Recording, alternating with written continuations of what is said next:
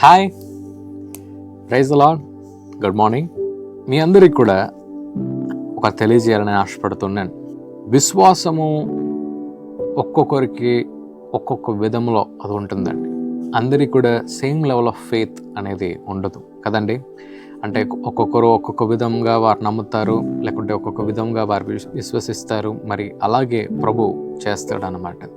ఒక చిన్న ఉదాహరణకి, ఒక వ్యక్తి మా దగ్గర వచ్చారు. వారు వచ్చి మరి ప్రార్థనకు వచ్చేటప్పుడు వారు ఏం చెప్పారంటే, నాకు గుండెలో నొప్పి వస్తుందండి, మరి నేను ఆపరేషన్కి వెళ్తున్నాను, మరి హాస్పిటల్కి వెళ్తున్నాను, మరి ప్రభు నాకు మంచి ఆరోగ్యం ఇవ్వాలని మీరు ప్రార్థించండి అని వారు అడిగారు. మరి అలాగే వారి యొక్క విశ్వాస ప్రకారం వారు హాస్పిటల్కి వారు వెళ్ళారు. మరి అలాగే ఒక మంచి ఆపరేషన్ సక్సెస్ఫుల్ అయింది. మరి వారు బయటికి వచ్చినప్పుడు పూర్తి ఆరోగ్యాన్ని ప్రభు వారికి ఇచ్చారు.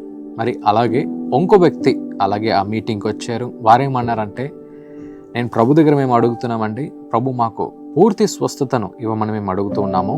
అంటే ఎక్కడ వెళ్ళకుండానే ప్రభు మమ్మల్ని స్వస్థపరుస్తాడని నేను నమ్ముతున్నానండి అని వారు వచ్చారు.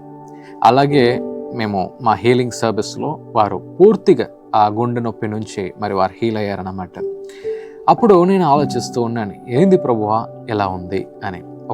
అప్పుడు ప్రభు అన్నాడు, ఒక్కొక్కరికి కూడా ఒక్కొక్క విశ్వాసము ఒక్కొక్క విధముగా మరి ప్రభు వారిని సరిచేస్తాడు అని ప్రభు నాకు గుర్తు చేశాడు. అందుకే ఈరోజు మన యొక్క వాగ్దానము కీర్తనలు 107 Psalm 107 20th verse మరి మనం ఈరోజు ధ్యానిస్తూ ఉన్నాం.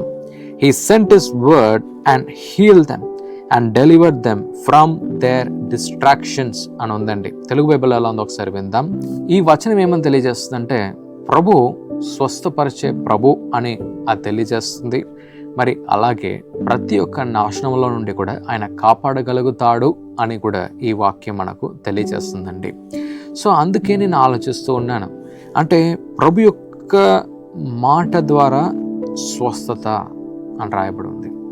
అలాగే మన బైబిల్ గ్రంథంలో ప్రభు ఏమని తెలియజేస్తుందంటే, మీరు ఏ ఒక కష్టంలో వెళ్ళినా, ఏ నష్టంలో వెళ్ళినా, ఏ బాధలో మీరు వెళ్ళినా కూడా ప్రభువే మీకు స్వస్థత ఆయన ఇవ్వగలుగుతాడండి.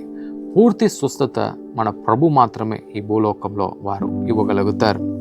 సో ప్రభు మీకేమని తెలియజేస్తారంటే, మీ చుట్టూ ఉన్నవారు మీద మీకు ఏదైనా కోపం ఉండొచ్చు, లేకుంటే ఏదైనా ఒక విషయంలో మీరు బాధపడవచ్చు, లేకుంటే ఏదైనా ఒక విషయంలో మీకు ఫెయిలియర్ వచ్చి ఉండొచ్చు, లేకుంటే ఏదైనా స్వస్థత కొరకు మీరు అడుగుతూ ఉండొచ్చు, లేకుంటే మీ శరీరంలో ఏదైనా స్వస్థత కొరకు మీరు అడుగుతూ మీరు ఉండొచ్చు, లేకుంటే అలాగే ఏదైనా ఒక విషయంలో మీరు బాధపడుతూ ఉండొచ్చు. కానీ ప్రభు ఈరోజు మీతో ఏం మాట్లాడుతున్నాడంటే, నేను నిన్ను స్వస్థపరచడానికి నేను సిద్ధంగా ఉన్నాను, కానీ నేను చెప్పే మాటను నమ్మటానికి నువ్వు సిద్ధంగా ఉన్నావా అని ప్రభు ఈరోజు ఒక ప్రశ్నను మీ దగ్గర ఆయన వేస్తూ ఉన్నాడండి.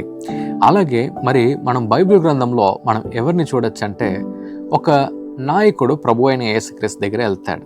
వెళ్ళి ఆయన ఏం చెప్తాడంటే, అయ్యా, నా దగ్గర నుంచి చాలా సంవత్సరాల నుండి ఒక వ్యక్తి నా దగ్గర పనిచేస్తూ ఉన్నాడు, మరి ఆయనకు స్వస్థత అవసరం ఉంది అని అంటాడు. చెప్పిన వెంటనే అవునా అని అంటాడు. వెంటనే ప్రభు అయిన యేసుక్రీస్తు ఏమంటారంటే, మరి నేను వచ్చి ప్రార్థించిన, మరి నేను నా హస్తాల్లో మరి ఆయన మీద ఉంచి నేను ప్రార్థించనా అని అడుగుతాడు. అడిగిన వెంటనే ఈ నాయకుడు ఏమంటాడంటే, అయ్యా, అదంతా ఏం అవసరం లేదు, కానీ మీరు ఒక్క మాట చెప్తే చాలు, నా పని మనిషి లేకుంటే నా కింద పని చేసే ఈ వ్యక్తి ఆయన పూర్తి స్వస్థత వస్తుందని అని అంటాడు.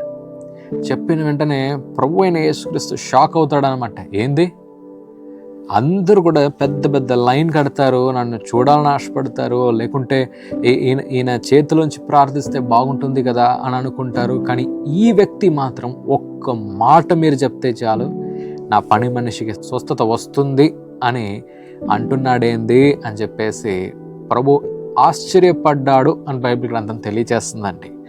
అలాగే ఆ నాయకుడు ఎప్పుడు ఆయన ఇంటికి వెళ్ళి ఆ పని మనిషిని చూడటానికి ఆయన వెళ్తాడో, ఆయన పూర్తి స్వస్థతతో కలిగి ఆయన ఉంటాడు.